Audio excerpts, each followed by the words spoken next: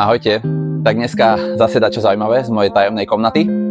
Dneska si ukážeme dánske vysávače Nilfisk. Je to spoločnosť, ktorá v podstate dnes pôsobí celosvetovo. Vyrába od domácich cez profesionálne vysávače, či už do ťažkého priemyslu, do výbušného prostredia a podobne. Spoločnosť funguje od roku 1906, takže to portfólio tých prístrojov a to pôsobenie či už v profesionálnej sfére alebo domácej je obrovské a ja tú značku a ich prístroje mám veľmi rád, pretože aj v dnešnej dobe majú veľmi kvalitné prístroje a hlavne do profesionálnej sféry ich majú veľmi rozumne a logicky navrhnuté a vyriešené. Ukážeme si to na týchto modeloch. Sú to vysávače, ktoré v podstate tento plechový model je vyrábaný dodnes, bez zmeny, od 50. alebo 60. rokov, takže je veľmi obľúbený a používajú ho či v hoteloch, alebo dokonca v určitých laboratóriách, pretože dá sa doplniť tá motorová časť o či HEPA filter alebo ULPA filter. HEPA filter má filtráciu nejakých 99,7 a ULPA filter má 99,9 a ešte nejaké mikrony.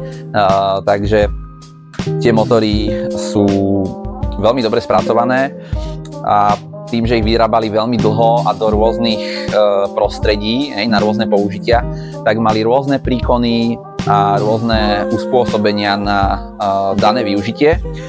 Trebárs tento model bol teda robený do hotela, je to teda GS80, je tu 700W motor s teplotnou poistkou a tie motory sú medzi GS a GM modelmi zameniteľné, pretože sú proste takto odnímateľné, hej? A tieto motory sú veľmi tiché z toho dôvodu, že sú opačne.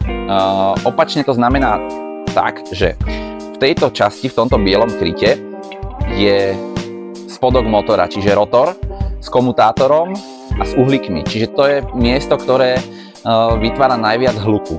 No, takže a vo vrchnej časti je vrtuľka. Takže v štandardnom motore vzduch nasáva cez vrtuľku a prechádza motorom von. Tu nasáva cez motor, potom ide cez vrtuľku a vrtuľka vlastne vyfúkuje týmto výfukovým filtrom. Preto tu sa pohybuje hlučnosť okolo 70 decibelov, záleží od príkonu, lebo tieto motory robili 500W, 700W, 1000W a 1200W, takže samozrejme tie 500W boli najtichšie, tie mali okolo 60 decibelov, potom to už trošička tým príkonom, tým, že je tam väčší prietok vzduchu, tak to stúpalo. Potom v nádobe, v tejto stredovej časti je veľký látkový filter. On je uspôsobený na kvázi dobrú filtráciu, lebo je veľmi hustý a zachytáva veľmi veľké percento prachu, ale nie je to robené tak, že tam nedám vrecko a vysávam bez vrecka, hej, to nie. Na toto uspôsobené není. Tá prevádzka by potom vychádzala veľmi draho, pretože ten filter stojí okolo 100 €. Takže jeho výmena by bola veľmi drahá. Takže toto máme tento model. Potom máme model GM, ten má vlastne plastové telo a uchytenie motora je teda totožné, ale není teda s klipsami, ale je to tak, že ho iba pootočíte, ale princíp je ten istý, teda v nádobe je zase filter a dole je vrecuško a takisto ten motor je teda zameniteľný medzi tými vysávačmi.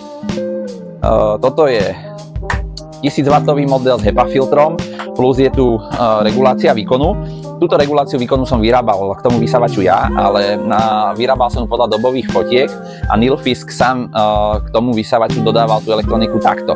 Čiže bokne je krátky kábel, ktorý sa zapojil do motora a tuto na boku je zásuvka, kde sa zapojí teda originál kábel z vysávača a regulujete si teda ten sací výkon.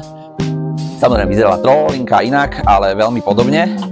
Potom k týmto vysávačom, či už teda ten HEPA filter alebo ULPA filter, dá sa kúpiť aj výfukový adapter, čiže keď potrebujeme vysávač použiť na fúkanie, či už listia, rozduchávanie ohňa v grille alebo podobne. Čiže povolíme tieto dve skrutky, to vlastne len pootočíme o 90 stupňov vložíme tam ten adaptér, ktorý má teda tesnenie, ten dosadne na to veko toho motora. Zase tam vrátime to ucho, ktoré vlastne bude držať na mieste. Pripojíme sem hadicu a vysávač máme pripravený na fúkanie.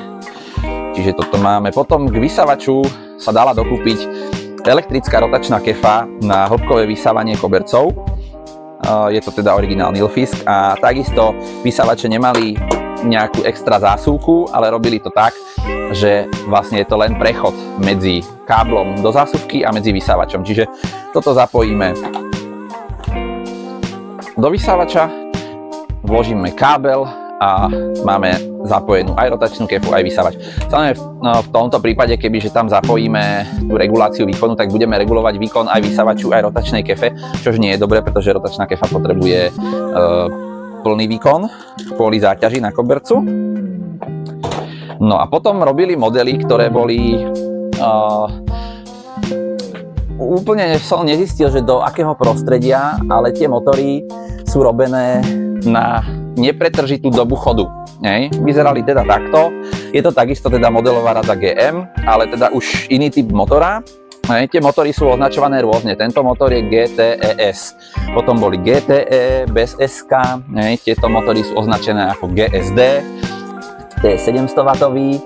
Tento motor je 1000W, to je zase GMD. Takže úplne sa mi nepodarilo dohľadať tieto údaje, ale teda našiel som jednu fotku z jedného článku, kde teda tieto 500W GTES sú stavané na nepretržitú dobu chodu. Takže predpokladám, že to bolo buď do laboratórií, alebo do nejakého prostredia, potrebujete stále odsávať nejaké malé množstvo prachu. A tieto motory sú robené tak, že boli modely, ktoré boli schopné vysávať aj vodu. Pretože keď dáme dole tento filter, po demontovaní vlastne tejto klietky tu vidíme, že je také hrdlo. Takže predpokladám, že ten motor som videl na vysávači, s ktorým vysávali vodu, ale nevidel som ho vonku. A teda predpokladám, že to hrdlo je tam na to, že tu je predĺžená klietka, kde je plavák, a keď dojde k naplneniu tej nádoby, tak ten plavák ucpe vlastne toto hrdlo. Takže toto boli motory, ktoré boli teda na nepretržitú dobu chodu. Takže toto vrátime nazad. Predpokladám, že tento riedky filter slúžil len ako odhlučnenie, pretože tieto motory s nepretržitým chodom, tým, že sú otvorené a chladia sa vonkajším vzduchom, čiže nie tým vzduchom, ktorý nasáva. Lebo vidíme, že má tu vlastne vrchné otvory a spodné, čiže tady to vyfukuje vzduch, ktorý nasáva, a z jednej strany si nasáva vzduch na chladenie motora a z druhej strany vyfukuje ten vzduch, ktorý ten motor teda ochladzuje. Takže tieto motory sú hlučnejšie. Takže toto máme dánske, profesionálne, aj teda domáce vysávače. Tak dúfam, že sa vám moji miláčikovia páčili a vidíme sa pri ďalších blbostiach.